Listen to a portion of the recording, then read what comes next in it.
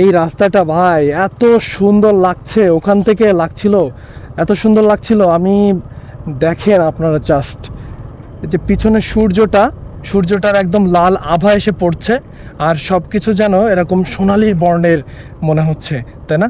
আমার ক্যামেরায় কতটা আসলে আপনারা বুঝতে পারছেন জানি না, কিন্তু আমার মানে নিজের চোখে দেখতে ভীষণ সুন্দর লাগছে।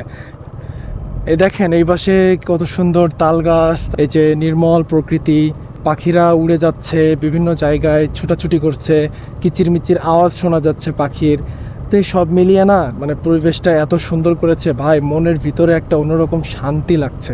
আচ্ছা, আপনি কখন আসলে এসব পরিবেশগুলো উপলব্ধি করতে পারবেন, মানে ফিল করতে পারবেন? কখন জানেন? যখন আপনার মাথা ভর্তি কোনো টেনশন থাকবে না, বিভিন্ন বিষয় নিয়ে কোনো প্যারা থাকবে না, তখন আপনি এইসব যে দৃশ্যগুলো দেখে আপনি বলতে পারবেন যে এত সুন্দর দৃশ্য, এত সুন্দর আল্লাহর সৃষ্টি, এগুলো বলতে পারবেন। মাথায় যদি বিভিন্ন ধরনের টেনশন থাকে তখন আর এগুলো আসলে ভাই ভাল লাগে না। এই রোডটা কোথায় গিয়েছে আসলে আমার তো জানা নাই, কিন্তু এই গ্রামটা অনেক সুন্দর একটা গ্রাম। দেখেন এর যে প্রকৃতির যে ছোঁয়া, মানে গ্রামীণ যে ছোঁয়া এখানে আছে। বেনাপোলের ভিতরে এমন একটা গ্রাম আছে, এটা আসলে ভাবনার বিষয়। এখানে একটা জিনিস খেয়াল করলাম যে প্রত্যেকটা বাড়ি হাঁস মুরগি গরু ছাগল এগুলো আছেই, প্রতিটা বাড়ি আছে। না আমাদের ওইদিকে আছে কিন্তু সব বাড়ি নাই, কিন্তু এখানে দেখছি বিষয়টা একটু ভিন্ন। যে বাড়ি তাকাচ্ছি মোটামুটি হাঁস মুরগি গরু ছাগল আছেই।